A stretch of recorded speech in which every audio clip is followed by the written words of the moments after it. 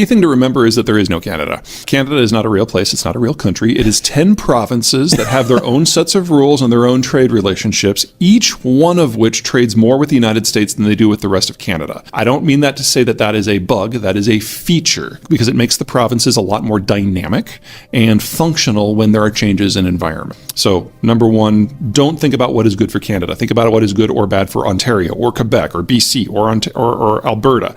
There is no unit. You guys didn't even get an internal free trade agreement until 2-3 years ago. The future we're moving into is one where we're going to lose a significant amount of energy production out of the Russian space and out of the Persian Gulf. So in that environment, anyone who is a stable energy provider can kind of write their own check. Alberta is, with Texas, at the very top of the list in terms of regional systems that are going to do very well. That's number one. Number two, we're seeing a breakdown in the trade system that allows global fertilizer to be produced. In North America, that does not apply. North America makes all of its own nitrogen fertilizer. Saskatchewan produces almost all of our potash fertilizer, and we can get phosphate from some places within North America, but certainly within the Western Hemisphere. So in a world where global food production gets hit hard, North American producers are fine. And the crop that is going to see the most dynamic change in pricing is wheat, because wheat is only grown in places where nothing else will grow. But we've pushed it to the margin, so it will only grow in places where only wheat can grow with industrial inputs.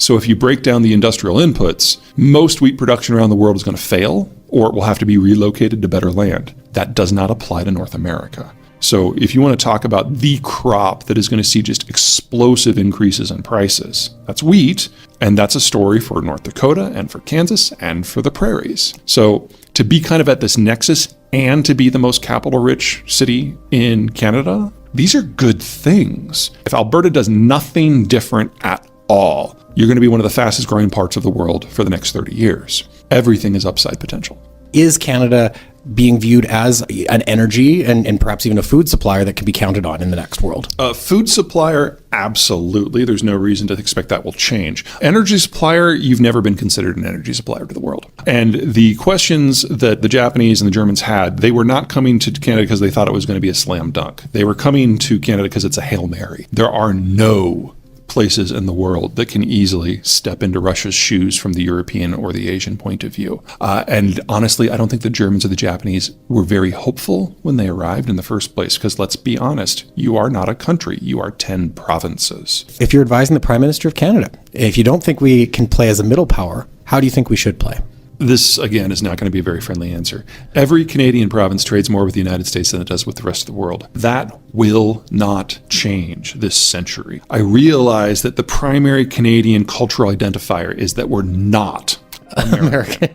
I get it. I understand it. I would say that the best way, if the goal is to maintain a little bit of light between the United States and Canada, and I understand why that is, the only place you can play is finance. Your energy goes south, your food processing largely goes through American ports. There's really not another player here, and your trade is dependent on American security. But there's a lot of money that's really scared from the rest of the world that is looking for a place to call home. And until recently, all of it that comes to Canada has been going into housing, and you need to redirect that somewhere else. The foreigners who are doing this, they're scared, they're going to lose everything, and it's a reasonable fear.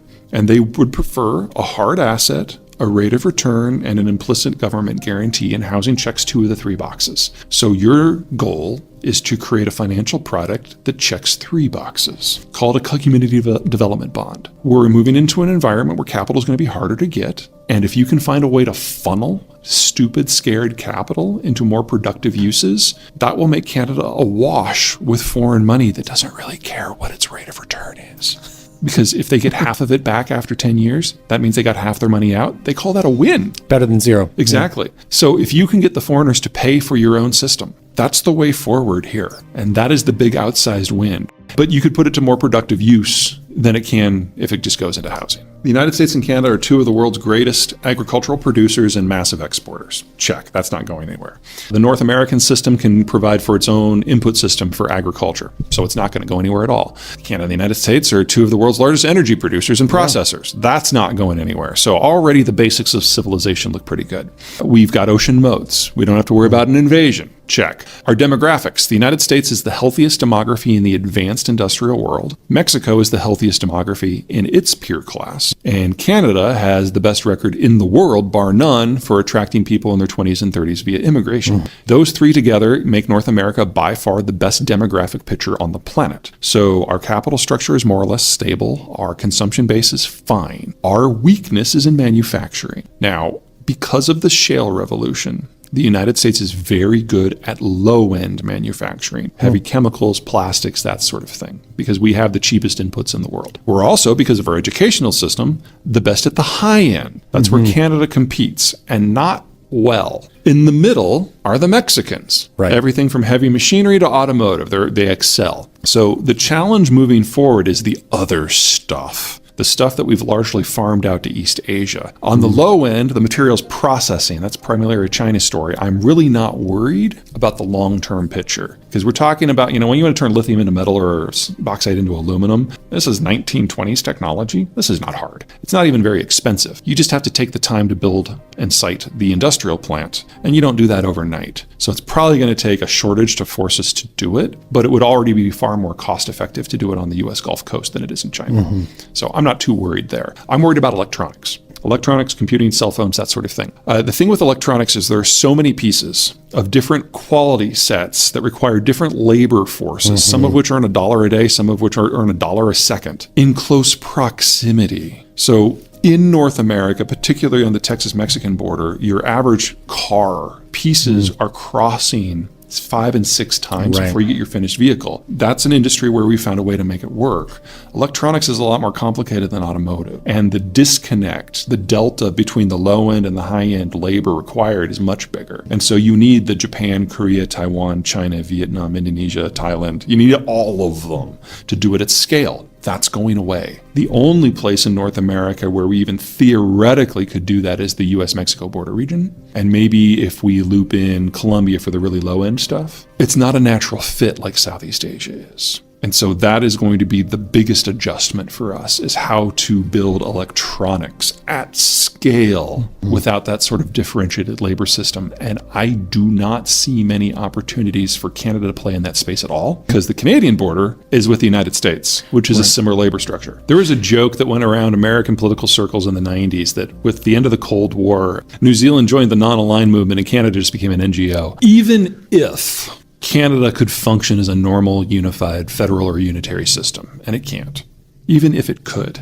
The shape of Canada, the size of Canada, the fact that it has an Atlantic and a Pacific frontage that are so separated economically, strategically, and culturally. You couldn't play, because if you can't provide the base security, none of the rest of it works. Now, post-World War II, pre-Ukraine Canadian policy piggybacked on global safety to push development goals and economic development and trade access. And in that, you were a middle power. But it was because of an environment that you could not create or shape. That environment is now gone. And so you would have to create or shape it yourself. You don't have the capacity. You're too far away. You're too split. You're too small. I'd argue the United States doesn't have that capacity to do it at scale on a global basis. We are going to have to choose. Now, the fact that Japan has decided to fuse with American power is a huge step in helping that work in different areas. I think Southeast Asia, Northern Europe, specifically Scandinavia, again in partnership with the Brits, and maybe a degree of the Western Hemisphere in general, I think that's what we are going to be limited to. So within that pond,